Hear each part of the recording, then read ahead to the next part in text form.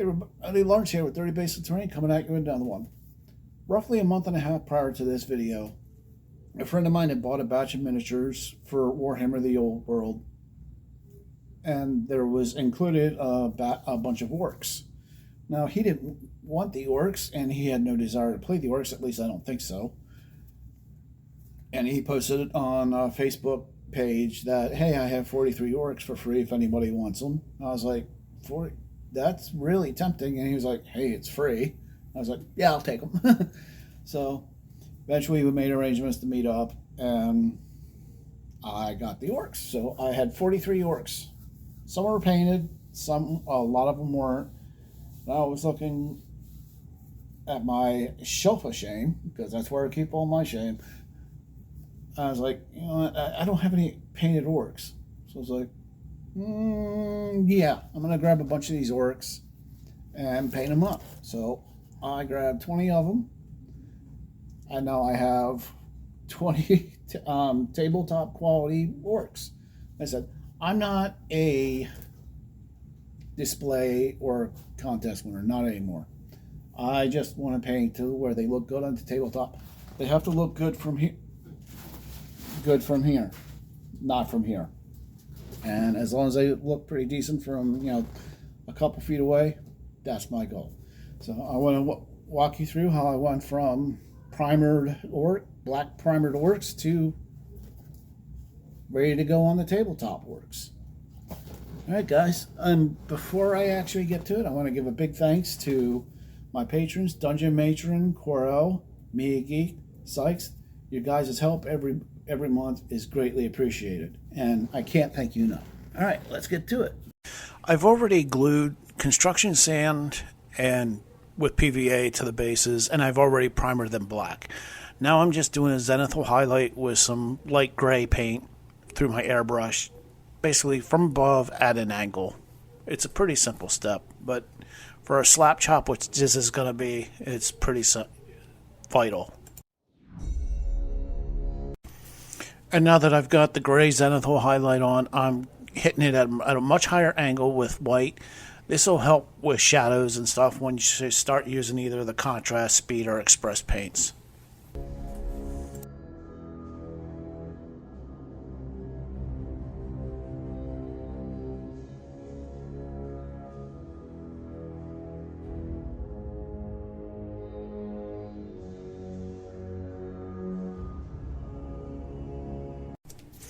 I'm using Ghillie Dew speed paint for the flesh color of all the orcs.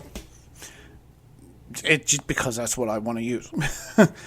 I'm putting in 5 drops of Ghillie Dew to 2 drops of speed paint medium, just to water it down a little bit because I don't want it straight color from the bottle. But it's just a matter of painting it all over anywhere there's flesh, fingers, arms, legs, face, head, well, everything. Anything, if it's flesh colored, then it's getting this speed paint Ghillie Dew.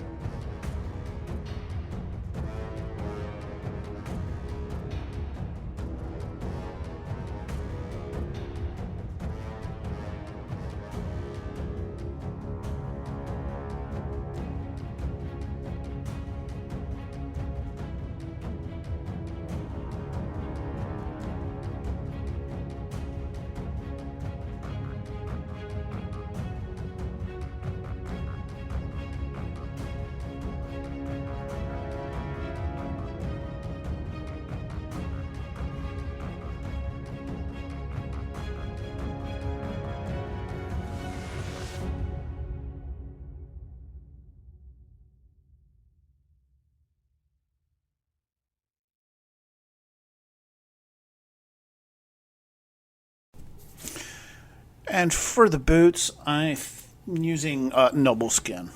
I said this is just a couple drops of the Noble Skin and then fewer drops of the medium. Because, like I said, I just don't like using it straight out of the bottle. I like to thin it down a bit. And that way, if the color isn't strong enough, I can always just do another coat.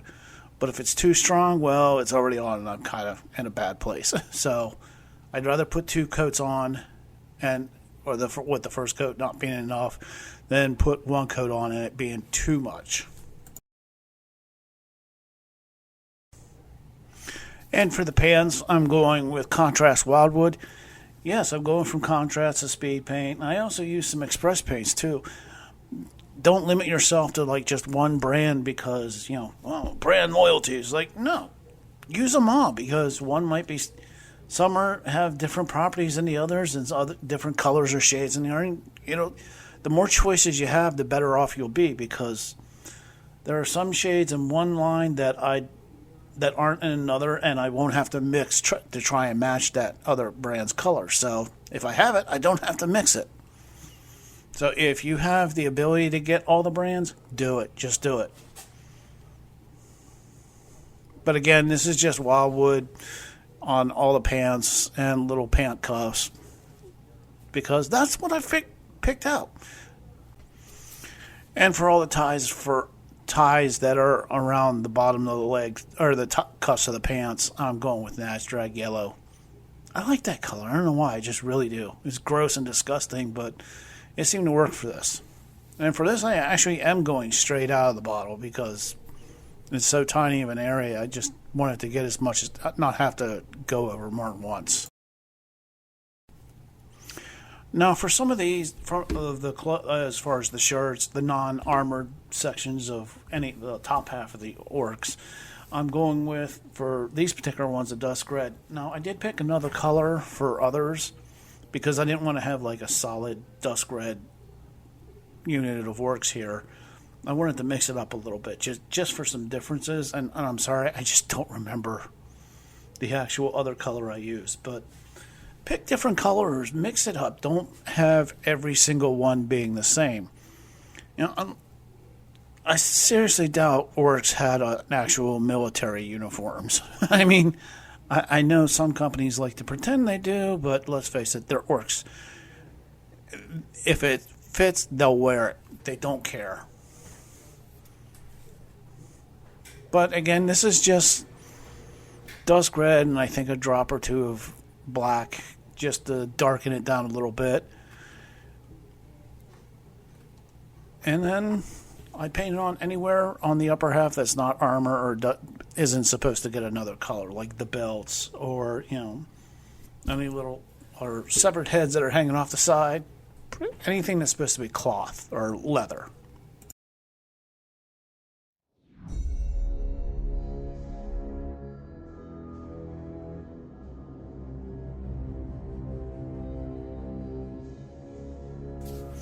Here I'm going to be using a 3 to 1 mixture of broadsword silver to black, 3 parts silver to 1 part black.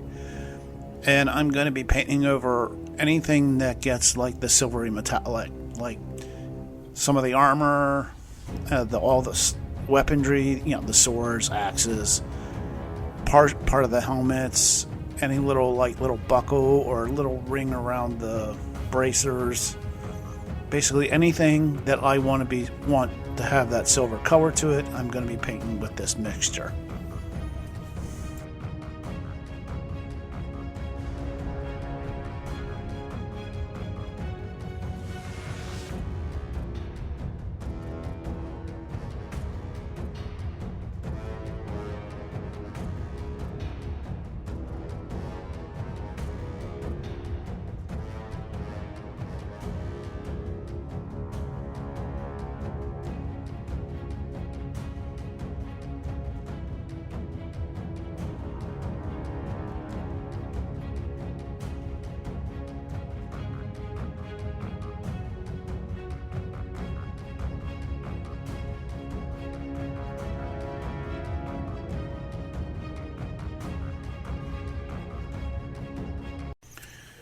Now I'm going to be using 3 parts brazen copper to 1 part black.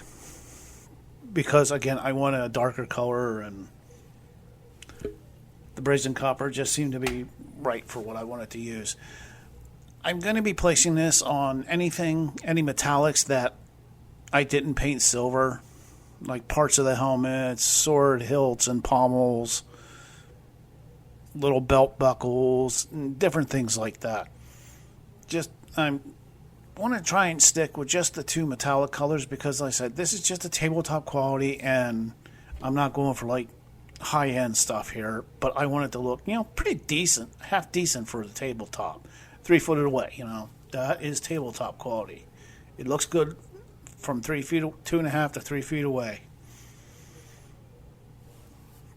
So again, anything that I didn't paint silver that's going to be metallic is getting this brazen copper color.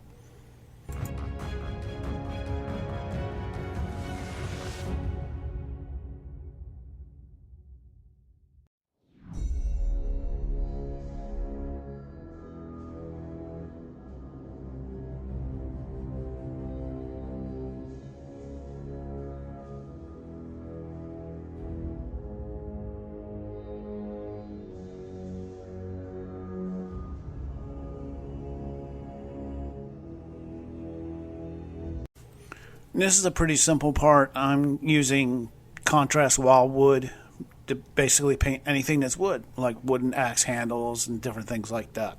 I said this is straight up out of the bottle and put a layer on and quick done.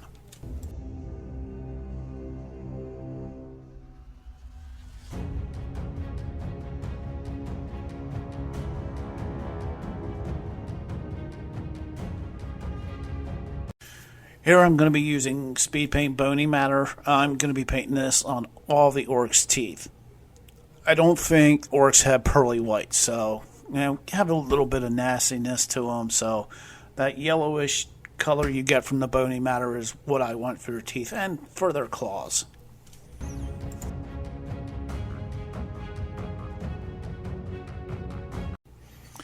And here I'm just using speed paint slaughter red for the insides of all the Orks' mouths.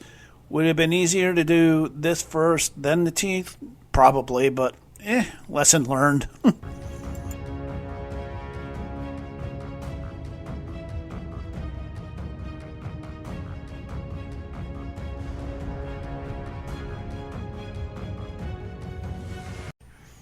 Now, several of these Orks have severed heads as trophies hanging from the sides of their belts. So I'm going to be using speed paint rigor mortis and some noble skin just to darken up the tone a little bit. I'll be using different shades as far as how much noble skin I mix in or not, but these are severed heads, so they're zombie-like. Now I'm going to be using some army paint or gunmetal just to highlight all the metallics and just edge highlight the weapons and overbrush on a lot of the armor just to make them pop a little bit more. I said this may be mainly slap chop, but just a tiny little bit here and there will make it even better than what it is with just straight up slap chopping it. So a little bit of little bit of highlighting here and there will make them even better without all that much effort. And that's the whole point of this for me, was try and get a decent looking batch of minis without putting too much effort forth. Also, there's like a lot of little studs on the shirts and cloths, and I want to basically pick those out real quick. It's like a tiny little dot. It's like anything that I may have missed that should be metallic, I'm doing now.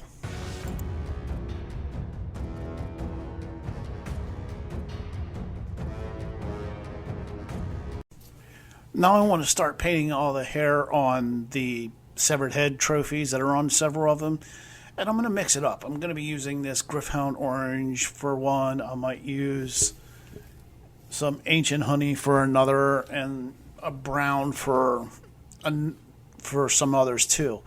Just to get like I said, small little bits of variety just to mix it up a little bit, so I'm not painting the exact same thing over and over. Though when it comes right down to it, I am doing assembly line painting here. Even if it is slap chop, it's still assembly line.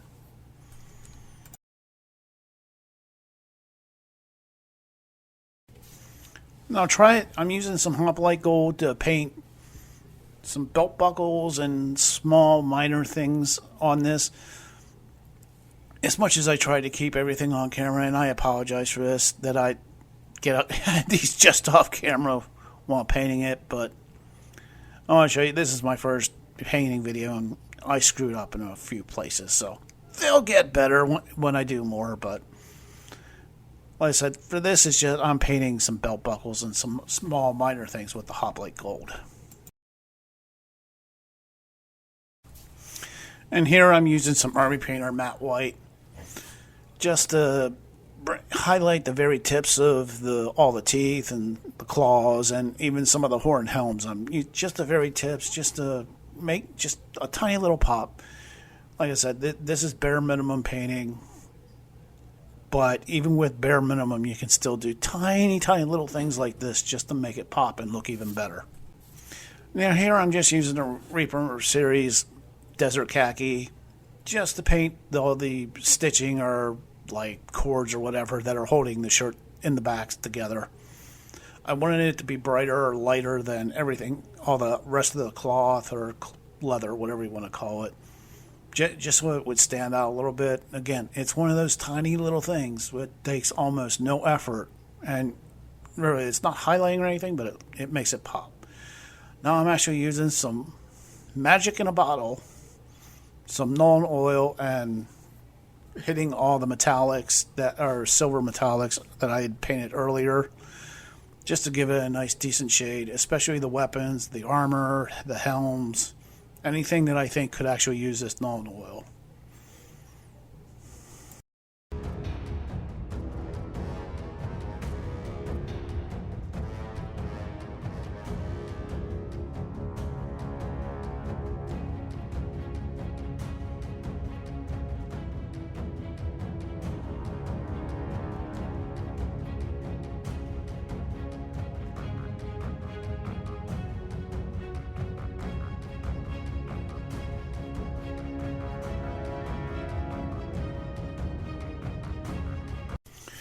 I wanted to shade the leather tunics that they're wearing a little bit more, but instead of going with the standard Agrax Earth shade, I wanted to go with a more subtle shading, so I went with the Reichland Flesh shade.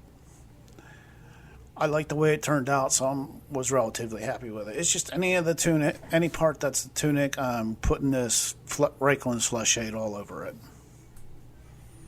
Again, like a lot of people would go with the Agrax Earth shade, which is much more darker and would give much more contrast to it, but I wanted a much more subtle approach, if that makes any sense whatsoever.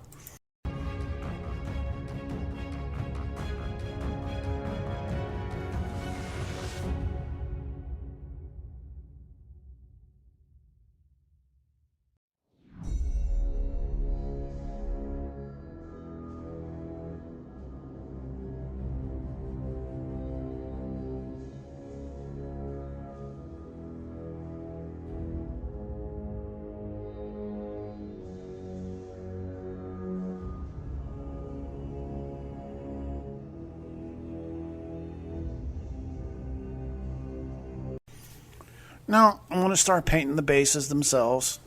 Now, as I've said before, before I even started filming, I had glued some construction sand down on the base with some PVA, and I like to do that the first thing because anything that goes on top of it will help hold it down. So that's why I always do that first. But I'm going for 100% coverage here with the burnt umber, just so I get that dark undertone.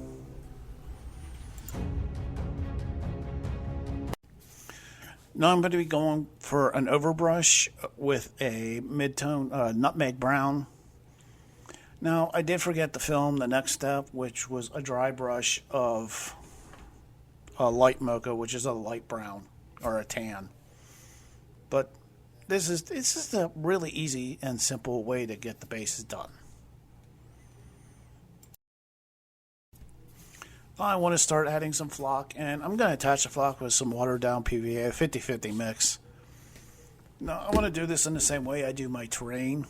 Just a few spots of the PVA, and then I'm going to sprinkle on the 3 different colors. I do this so it'll actually wind up matching the rest of my terrain. So you can, if you want to flock your bases, flock them however you want. But like I said, I'm doing it this way so it matches my terrain. Do it with earth, burnt grass, and then a light highlight sprinkle of some yellow turf. Quick, simple, and easy. And after I did this, I actually wound up adding some grass tufts, which I forgot to film as well, and that I apologize, but it's just a spot or two of one spot of grass tuft on each base. Now here I'm just painting the edges of the base black. You can pick any color you want, but if you leave it looking like that, it's just going to take from the whole mini, and it's just like, ugh. But paint it a solid color, and it'll look much nicer. I would say that party is about to have a very, very bad day. Well, some of these might wind up in Honeywood, be honest. I'm actually really happy with how these turned out. As I said, they're not display quality, they're tabletop. And I think they look great. And especially when you put them all together like that, like these are Games Workshop Orks. They're supposed to be ranked up like that, and it looks good. And I like the little variations I did, and I'm really happy with it. Hey everybody, if you made it this far, it means you watched it, and as always, I really do appreciate it. If you liked the video, hit the thumbs up. If you want to see more, click subscribe. If you want to, help out the channel a little bit extra, there's a Patreon link down below. All the YouTube stuff. I said these Orks were painted to look good on the table and basically make my players' lives miserable. So I said my goal was not to go for display quality. I've long since given up on that. I want stuff to look good on the tabletop, and I reached my goal with these. So they're going to get on the table. My players are going to hate them, and I'm going to smile once they have to face all these Orks. So always remember, guys, it's like when you're painting your miniatures or making your terrain, there's only one person you got to worry about, and that's you, because it's your miniatures or your terrain.